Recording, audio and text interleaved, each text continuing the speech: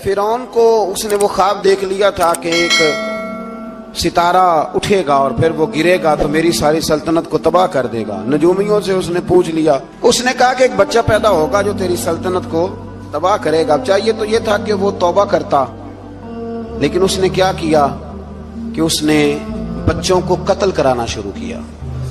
युज़ब्बिहूना अबनाअकुम, ज़िबा करा देता था तुम्हारे बेटों, और बच्चियों को वो जिंदा रखता था। तो हजरत मूसा जब पैदा हुए तो उनकी वालिदा ने पता क्या किया, उनको एक संदूक में बंद करके दरिया में बहा दिया। अब दरिया में बहते जा रहे हैं तो माँ थी तो परेशान भी हो गई, उनकी हमशीरा को कहने लगी जरा ध्यान रखना किधर जाते हैं। हजरत मूसा अलैहिस्सलाम दरिया में बहते बहते ना फिरौन ने ना दरिया के किनारे मकान बनाया हुआ था। आपको पता है बादशाहों का ज़ौक होता है, आजकल हमारे जो हुक्मरान हैं उन्होंने उसका नाम फार्म हाउस रखा हुआ है, मेरा फार्म हाउस, और पुराने जमाने में लोग डेरा कहते थे। तो उसने भी इस तरह का फार्म हाउस बनाया हुआ था। वहां पे हजरत मूसा अलैहिस्सलाम तैरते हुए ताबूत के अंदर, संदूक के अंदर जा रहे हैं। फिरौन और उनकी बीवी हजरत आसिया बे औलाद थी, बड़ी तड़प थी बेटे की, वो भी वहां खड़ी थी। संदूक तैरता हुआ आया तो फिरौन ने कहा कि जाओ पकड़ के लाओ, देखो क्या है। जब वो लेके आए ना तो आपकी हमशीरा जो निगरानी कर रही थी परेशान हो गई कि ये तो उसके हाथ लग गए, ये तो अब मार डालेगा। लेकिन जब खूबसूरत और चमकता हुआ बच्चा देखा तो बीबी आसिया कहने लगी ये बनी इसराइल का है ही नहीं, ये तो पता नहीं कहां से बहता हुआ यहां आ गया है, तू ऐसे ही छोड़, ये पता नहीं कहां से, यार रख ना ले, रख ना ले।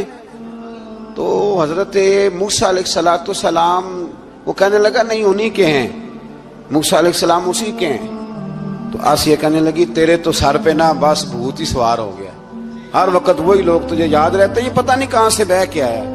अब रख लिया, मान गया फिरौन। आप फिरौन के घर में जो इसलिए बच्चे मरवा रहा था कि मेरी सल्तनत हजरत मूसा पैदा ना हो जाए, तो उसी के घर में परवरिश पाने लगे, उसी के घर में। अब औरतें मंगाई गई दूध पिलाने के लिए, तो हजरत मूसा अलैहिस्सलाम किसी बीबी का दूध नहीं पीते, तो आपकी हमशीरा ना वहीं दाएं बाएं घूमती रहती। तो कहने लगी जनाब आसिया से कि मैं एक बीबी को जानती हूँ, बड़ी साफ सुथरी है, मुझे उम्मीद है ये बच्चा उसका दूध पिएगा। तो फिरौन कहने लगा दौड़ के ला। तो अपनी वालिदा को लेके आई तो हजरत मूसा ने फौरन दूध पीना शुरू कर दिया। फिरौन को फिर थोड़ा शक हुआ। एक रवायत यूं भी लिखी है बाज लोगों ने कि फिरौन एक दिन उठाया हुआ था हजरत मूसा की, अभी थोड़ी सी उम्र थी, तो आपने उसकी दाढ़ी पकड़ के तो एक घूंसा दे मारा। जलाली तो शुरू से है ना। तो कहने लगा आसिया तू मान ना मान, ये बच्चा वही है। तो हजरत बीबी आसिया कहने लगी कि तुझे गलत फहमी है, ये वो नहीं है। उसने कहा देखो ना, ये तू उठाती है तो प्यार करता है, और मेरे जब करीब आता है तो इसके लबो लहजे में मैं तलखी महसूस करता हूँ। उसने कहा बच्चों को क्या पता। खैर एक तरफ उसने खाने पीने की चीजें रख दी, एक तरफ अंगारे रख दिए। वो भी हजरत आसिया कहती हैं कि तुझे समझ आए बच्चे बच्चे होते हैं। हजरत मूसा बच्चे तो थे, पर थे तो अल्लाह के नबी ना, अल्लाह के नबी थे। जब उसने कहा ना ये बच्चे हैं, तो हजरत मूसा अलैहिस्सलाम बजाए अंगारों की तरफ जाने के, नबी थे, वो सीधे खाने पीने वाली चीजों की तरफ बढ़ने लगे। फिर उन कहने लगा आप बता। अल्लाह ताला ने हजरत जिब्रील को भेजा, उन्होंने कहा इधर नहीं जाना, आप उधर जाइए। तो आप आग की तरफ गए और एक कोयला उठा के जुबान पे रख लिया। तो आसिया कहने लगी समझ आई, बच्चे को क्या पता किधर जाना है किधर नहीं जाना, अगर वो इतना ही ख्याल होता, वही बच्चा होता तो आग। और बाद मुफस्सिरीन ने लिखा है ये जो हजरत मूसा दुआ मांगते थे ना, रब्बी शरह ली सदरी व यस्सिर ली अमरी, ये वो आग का अंगारा जब कोयला मुंह में रखा था ना, तो उसकी वजह से जुबान में कुछ लुकनत आ गई। तो आप दुआ करते थे कि या अल्लाह मेरी जुबान की वो बंद गिरा खोल दे, ताकि मैं खुल के फिरौन के सामने बात कर सकूं। वहीं हजरत मूसा पलने लगे, वहीं पले, वहीं जवान हुए, वहीं अल्लाह ने सारी दौलतें दी, बहन भी मिली, माँ भी मिली, और सारे अजीजों का प्यार भी मिला। उसी घर के अंदर अल्लाह ने परवरिश करके फिरौन के जुल्म से बनी इसराइल को निजात अता फरमाई। मूसा फिर फिरौन के घर में पलने लगे, और जब जवान हो गए तो फिरौन के यहाँ जो जुल्म होता था हजरत मूसा उस पर बोल पड़ते थे, जलाल फरमाते। तो फिरौन फिर नाराज रहने लगा, यहां तक कि उसने आपको निकाल दिया آپ تشریف لے گئے وہاں سے. تو حضرت موسیٰ ایک دن شام کے وقت دوبارہ آئے بستی میں، لوگ سوئے ہوئے تھے. تو دو آدمی، ایک بنی اسرائیل میں سے اور ایک فرعون کی اپنی قوم میں سے، وہ دونوں آپس میں جھگڑ رہے تھے. لیکن وہ جو حضرت موسیٰ کی بنی اسرائیل کی قوم کا شخص تھا، اس پر وہ قبطی، وہ جو فرعون کے قریبی لوگوں میں سے تھا، وہ ظلم کر رہا تھا اور بوجھ اٹھانے کی بات کر رہا تھا. اب اس نے حضرت موسیٰ کو پکارا کہ یہ دیکھے میرے ساتھ کس طرح کی بات کر رہا ہے. تو حضرت موسیٰ کا ارادہ بھی نہیں تھا، آپ نے بس اس کو سمجھایا. پر کچھ لوگوں کو سمجھ، تو حضرت موسیٰ نے پھر ایک مکہ مارا، ایک گھونسا مارا، صرف ایک ہی. یہ کئی تگڑے اور دلیر اس طرح کے بھی ہوتے ہیں کہ گھونسا ایک بھی برداشت نہیں کرتے. وہ ایک مارا، آدمی دھڑام سے زمین پہ گرا اور ماری گیا. حضرت موسیٰ کا ارادہ نہیں تھا لیکن وہ مر گیا. حضرت موسیٰ علیہ السلام نے اس بات پر اپنے رب سے استغفار بھی فرمائی. قرآن کہتا ہے کہ انہوں نے معافی چاہی کہ اللہ میرا ارادہ نہیں تھا. بہرحال اگلے دن نا حضرت موسیٰ دوبارہ آئے. وہ سنا کرتے تھے نا ہم کہ بیوقوف دوست سے عقل مند دشمن بہتر ہوتا ہے. وہ کم از کم دشمنی تو عقل مندی سے کرتا ہے نا، لیکن جو بیوقوف دوست ہو بیوقوفی. حضرت موسیٰ دوبارہ آئے تو وہ بنی اسرائیلی اگلے دن کسی اور سے جھگڑا کر رہا تھا. پھر اس نے مدد کے لیے پکارا تو حضرت موسیٰ کہنے لگے مجھے لگتا یہ ہے کہ تیری عادت ہے، تو خود بڑا جھگڑالو ہے، تو نے روز نیا جھگڑا شروع کیا ہوتا ہے. حضرت موسیٰ جب اس کی طرف بڑے نہ ڈانٹنے کے لیے تو اس نے شور کرنا شروع کر دیا. کہنے لگتا ہے جس طرح آپ نے اسے کل قتل کیا تھا مجھے بھی قتل ہی کریں گے. یہ انسانوں کا مزاج ہے کہ آپ جب تک کسی کے طبیعت کے مطابق چلیں گے وہ راضی رہتا ہے، اور ذرا آپ اس کی طبیعت سے ہٹتے ہیں تو وہ شور کرتا ہے. اس نے کہا جی آپ مجھے بھی لگتا ہے ماریں گے. حضرت موسیٰ کلیم اللہ علی نبینا علیہ السلام کے بارے میں جب اس نے شور کیا تو بات پھر فرعون کے دربار تک گئی. وہ تو پہلے ہی بہانہ تلاش کر رہا تھا. اس نے کہا ڈھونڈو، پکڑو اور معاذ اللہ شہید کریں گے. کسی نے آ کے خبر دی کہ آپ یہاں سے ہجرت کر جائیں، اس لیے کہ آپ کے لیے یہاں حالات درست. اور بھائی یہ چھوڑ دیا کریں بات کہ فلاں آدمی کے حق میں فلاں جگہ حالات کیسے خراب ہوئے. تو نبی کریم علیہ السلام مکہ چھوڑ کے کیوں آئے؟ حضرت موسیٰ علیہ السلام نے ہجرت کیوں فرمائی؟ یہ ایک ایسی عجیب بحث ہے جس کو لوگ بلا وجہ چھوڑ دیتے، بلا وجہ چھیڑ دیتے ہیں. اور بالخصوص ایک خاتون نے ایک دفعہ مجھے پیغام دیا تو میں بڑی اس کی بات سن کے مجھے عجیب لگا.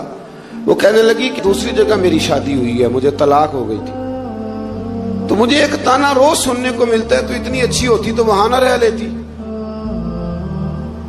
تو بھئی یہ کوئی تانے والی بات ہے؟ کوئی ضروری ہے کہ بیوی غلط ہوتی ہے تو طلاق ہوتی ہے؟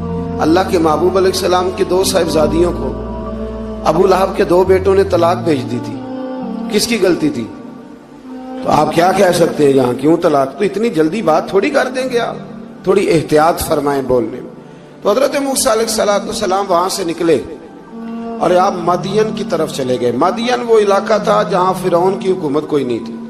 حضرت موسیٰ جیسے ہی وہاں پہنچے تو ان کے اندر ایک جذبہ تھا، ظلم ہوتا نہیں دیکھ سکتے.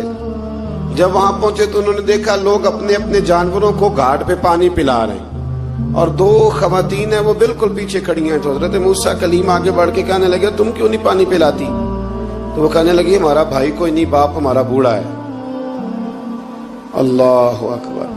مجبوری یہ ہے، ہم ہیں بھی پردہ دار گھرانے کی، مجبوری ہماری یہ ہے کہ جب تک یہ سارے لوگ پانی پلا نہیں لیں گے اتنی دیر تک ہماری باری نہیں آئے گی.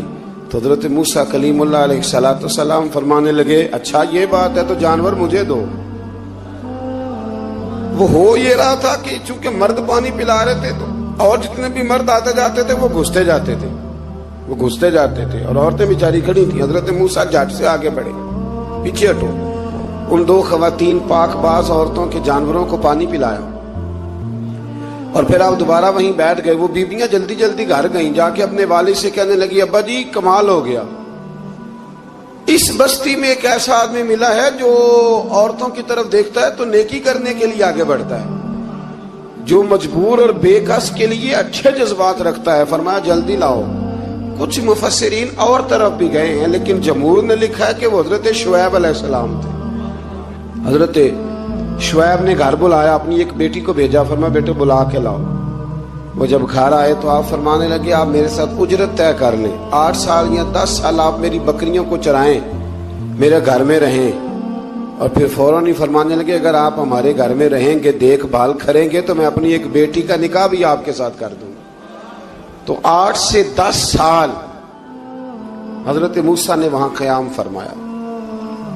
और फिर जब आपका निकाह हो गया तो आप अपनी बीवी को लेके मिस्र की जानिब जा रहे थे, तो रास्ते में ना ठंड ज्यादा हो गई, तो अपनी ज़ौजा से कहने लगे वहां आग जल रही है, मैं तेरे लिए आग लेके आता हूं ताकि तू ताप सके, गर्मी हासिल कर सके। वहां गए तो दरख्त से आवाज आई, मूसा मैं तेरा रब हूं। दरख्त से आवाज आई, मूसा मैं तेरा रब हूं। और हजरत मूसा कलीमुल्लाह को वहां वही आनी शुरू हुई। वहां वही अल्लाह ताला ने उन्हें वो असा अता फरमाया जो फिर बाद में अज़दहा बनता था। रब करीम ने वही हजरत मूसा कलीम को वही यदे बैज़ा अता फरमाया। अपना हाथ गिरेबान में डाल के निकालते थे तो चांद और सूरज की तरह रोशनी दिया करता था। यदे बैज़ा लिए बैठे हैं अपनी। मैं कभी कभी कहा करता हूं कि मौला के देने के अंदाज बड़े अनोखे हैं। भाई यूसुफ को कुएं में फेंकते हैं तो अल्लाह मिस्र का हुक्मरान बना देता। तो फिर हजरत मूसा वहां से वापिस आए और आकर के आपने दोबारा वो सारा निजाम जिंदगी शुरू फरमाया। मूसा अलैहिस्सलाम ने उनको दावत हक दी और कहा कि मैं तुम्हारे पास वाज़े निशानियां लाया हूं, बनी इसराइल को मेरे साथ भेज दो। फिरौन ने मोजज़ात पेश करने के लिए कहा तो हजरत मूसा अलैहिस्सलाम ने अपना असा जमीन पे डाला, अपना असा, अपनी छड़ी, अपना डंडा जमीन पे डाला तो वो एक वाज़े अज़दहा बन गया। फिर हजरत सैयदना मूसा अलैहिस्सलाम ने अपना हाथ गिरेबान से निकाला तो वो देखने वालों के लिए रोशन हो गया, हाथ के अंदर नूर पैदा हो गया। यदे बैज़ा लिए बैठे हैं अपनी आस्तीनों में। फिरौन के सरदारों ने हक को कबूल करने की बजाय इसे जादू करार दे दिया और कहा कि ये तुम्हें अपने मुल्क से निकालना चाहता है। उन्होंने कहा इस मामले को जरा ढील दो और जादूगरों को जमा करो। जादूगर आए, उन्होंने फिरौन से कहा कि हम हजरत मूसा के मुकाबले में जादू तो दिखाएंगे माज़अल्लाह, लेकिन अगर हम गालिब आ गए तो फिर हमारा इनाम क्या होगा? सौदा पहले तय करना है, क्या इनाम मिलेगा? उसने कहा कि अगर तुम गालिब आ गए तो मैं तुम्हें अपना करीबी बना लूंगा। बादशाहों का करीबी होना भी तो बड़ी बात है ना, लोग बड़े पापड़ बेलते हैं करीबी होने के लिए। और ये जो करीबी होते हैं ना, बिलखुसूस जो बादशाहों के करीबी होते हैं, बादशाहों की तबाही का सबब भी यही लोग ही बनते हैं। ये उनको रोज खबर देते हैं कि सब अच्छा है, सब अच्छा है। और दुनिया के ज्यादातर हुक्मरान इन्हीं लोगों की वजह से तबाह होते हैं, क्योंकि उनका खुद अवाम से राब्ता नहीं रहता।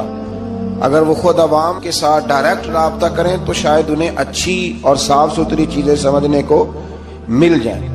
खैर, जादूगरों ने जब कहा हमें क्या दोगे, तो उसने कहा तुम्हें करीबी बना लूंगा। जादूगरों ने मूसा अलैहिस्सलाम से कहा कि आप पहल करेंगे या हम पहल करें? तो मूसा अलैहिस्सलाम ने कहा तुम पहल करो। जब जादूगरों ने अपनी रस्सियां जमीन पे डाली तो लोगों की निगाहों को सहर ज़दा कर दिया, जादू कर दिया और उन्हें डरवा दिया। उन्होंने कहा ये तो बड़ा जादू ले आए। तो अल्लाह ताला ने हजरत मूसा अलैहिस्सलाम को हुक्म दिया कि आप भी अपना असा जमीन पे डालें। उनकी रस्सियां सांप बन गई थी ना, दरअसल वो सांप बनी नहीं थी, लोगों की आंखों पर जादू हो गया था, उन्हें सांप नजर आ रहा था। फरमाया आप भी अपना असा जमीन पे डालें। वो असा सांप बना और जादूगरों की सारी चीजों को निगल ही गया। उनकी बहुत सारी रस्सियां सांप बनी थी, इनका एक ही असा सांप बना और सबको निगल गया।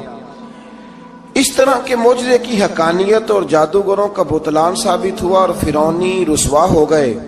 जादूगर सजदे में गिर गए और अल्लाह पर ईमान ले आए। फिरौन ने उन्हें धमकी दी कि तुम मेरी इजाजत के बगैर ईमान ले आए हो, मैं तुम्हारे हाथ और पांव मुखालिफ सिमत से काट दूंगा, यानी उल्टा हाथ काट दूंगा, सीधा पैर काट दूंगा। मेरी बगैर इजाजत ईमान ले आए हो और तुम्हें सूली पे भी चढ़वा दूंगा। उन्होंने कहा कि ईमान लाने की पादाश में तुम हमें सजा देना चाहते हो। फिर उन्होंने अल्लाह ताला से सब्र और इस्तकामत की दुआ की। اس کے بعد فرعون نے بنی اسرائیل کے بیٹوں کو قتل کرنے کی اور بیٹیوں کو زندہ چھوڑنے کا حکم دے دیا۔ موسیٰ علیہ السلام نے قوم کو صبر کی تلقین کی اور کہا کہ نیک انجام اہل تقوی کے لیے۔ یہاں ایک لطیف بات ہمارے صوفیاء نے بھی لکھی ہے۔ صوفیاء کہتے ہیں کہ فرعون نے کلمہ نہیں پڑھا پر جادوگر کلمہ پڑھ گئے۔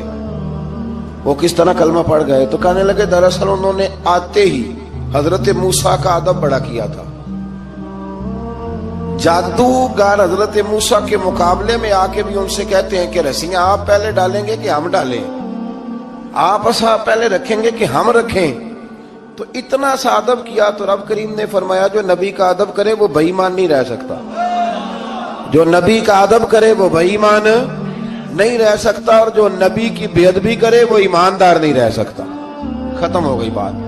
یہاں ہمارے صوفیاء نے یہ بات لکھی ہے کہ چونکہ انہوں نے آتے ہی کہا تھا کہ آپ پہلے ڈالیں گے یا ہم پہلے ڈالیں، تو حضرت موسیٰ سے انہوں نے پوچھ لیا، نبی کے پوچھے بغیر پہل نہیں کی تو اللہ نے انہیں ایمان کی دولت عطا کر۔ اللہ تعالیٰ نے فرعونیوں پر قحط سالی کا عذاب نازل کیا۔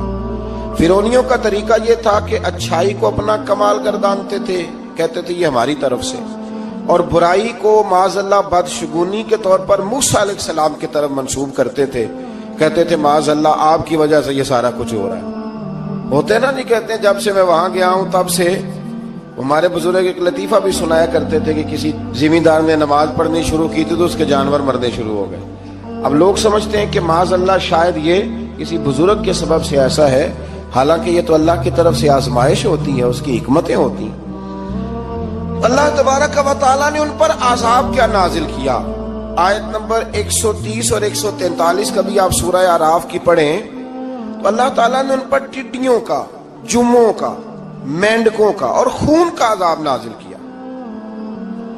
یہ کس قسم کا عذاب ہے؟ جمعے پڑ گئے، ٹڈیاں آ گئیں، یہ اللہ نے عذاب نازل کیا۔ جب وہ عذاب میں مبتلا ہوئے تو موسیٰ علیہ السلام سے کہا کہ آپ اللہ سے دعا کریں کہ ہم سے یہ عذاب ٹل جائے، اگر ایسا ہوا تو ہم ایمان لے آئیں گے، بنی اسرائیل کو بھی آزاد کر دیں گے۔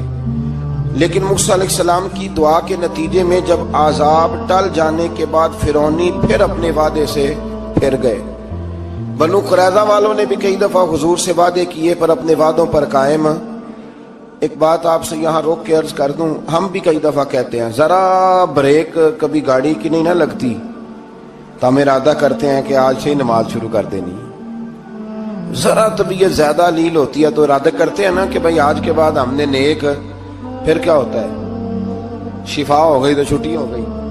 یہ طریقہ درست نہیں، یہ تو کفار کا طریقہ بیان کیا نا قرآن پاک نے۔ یہاں فرمایا جب اللہ تبارک و تعالیٰ نے انہیں نجات دے دی تو اپنے وعدے سے مکر گئے، تو پھر اللہ تبارک و تعالیٰ نے بنی اسرائیل کو سمندر پار کر کے ایسی قوم کے پاس پہنچا دیا جو بتوں کی پرستش کرتی تھی۔ وہ تو بچ گئے لیکن فرعونی سارے دریا کے اندر غرق ہو گئے۔ حضرت موسیٰ علیہ السلام سے کہنے لگے کہ ہمارے لیے بھی ایک خدا بنا دیجئے۔ حضرت موسیٰ علیہ السلام نے فرمایا بت پرستی کرنے والے جاہل ہیں۔ یہ بت پرست قوم کے پاس جب گئے نا بنی اسرائیل والے، بت پوجتے ہوئے دیکھا تو کہنے لگے ہمارے لیے بھی سامنے بنا کے رکھ دو۔ فرمایا یہ تو جاہل ہیں، تم انہیں دیکھ کے اثر قبول کر رہے ہو اور اپنی جاہلیت کے باعث یہ ہلاک ہونے والے بھی ہیں۔ پھر اللہ تعالیٰ نے بنی اسرائیل پر اپنی نعمتوں کا ذکر فرمایا، اور موسیٰ علیہ السلام نے اپنی قوم میں ہارون علیہ السلام کو اپنا جانشین فرمایا اور کوہ طور پر تشریف لے گئے۔ اللہ نے فرمایا وہاں آ جائیں، میں آپ کو تورات عطا کرتا ہوں۔ 40 دن کا یہ عرصہ تھا۔ موسیٰ علیہ السلام نے وہاں پہ جا کے، وہ سارا واقعہ بھی انہی آیات میں ہے کہ حضرت موسیٰ نے عرض کیا تھا کہ رب ارنی، یا اللہ میں تجھے دیکھنا چاہتا ہوں، تو فرمایا لن ترانی، تو نہیں دیکھ سکتا۔ وہ بھی یہاں اللہ نے ذکر فرمایا۔ پھر اللہ تعالیٰ نے اپنی ایک تجلی جب کوہ طور پہ ڈالی تو حضرت موسیٰ علیہ السلام تاب نہ لا سکے اور بے ہوش ہو گئے، اور پہاڑ بھی ریزہ ریزہ ہو گیا۔ اس کا ذکر بھی اللہ نے انہی آیات میں فرمایا۔ آیت نمبر 144 سے 155 تک حضرت موسیٰ علیہ السلام کو رسالت عطا کرنے، کلیم اللہ کا منصب عطا کرنے، تورات عطا کرنے کا ذکر ہے۔ آگے چل کے بتایا کہ جو متکبر لوگ ہیں نا وہ آیات الہیہ سے منہ پھیرتے ہیں، اور جو لوگ اللہ کی آیات اور قیامت کو جھٹلاتے ہیں ان کے اعمال باطل ہیں۔ پھر موسیٰ علیہ السلام کے کوہ طور پر قیام کے عرصے میں بنی اسرائیل کے زیورات سے بچڑا بنا کر اسے معبود بنانے کا ذکر ہے۔ ان میں ایک جادوگر تھا سامری، سنا ہے سلالہ میں اس کی قبر ہے۔ حضرت موسیٰ کوہ طور پہ چلے گئے تو اس نے پیچھے سے سونے کا ایک بچڑا بنا لیا، اس میں سونے کی تاریں اس کے منہ میں لگائیں، ہوا چلتی تھی تو بجتی تھی۔ اتنے کمزور عقیدے کی یہ قوم تھی کہ انہوں نے فٹافٹ ماننا شروع کر لیا، فٹافٹ ماننا، کہنے لگے یہ ٹھیک ہے۔ چنانچہ موسیٰ علیہ السلام جب واپس آئے تو قوم پر غصے اور افسوس کا اظہار فرمایا اور کہا میرے پیچھے تم نے ایسا برا کام کیا ہے۔ انہوں نے تورات کی تختیاں بھی زمین پہ ڈالی اور اپنے بھائی ہارون علیہ السلام کا سر پکڑ کے اس سے جواب طلبی کی۔ انہوں نے کہا اے میرے ماں جائے، بڑے خوبصورت لفظ ہے قرآن پاک، اے میرے ماں جائے، اے میرے بھائی، قوم نے مجھے بے بس کر دیا اور قریب تھا کہ یہ مجھے قتل بھی کر دیتے۔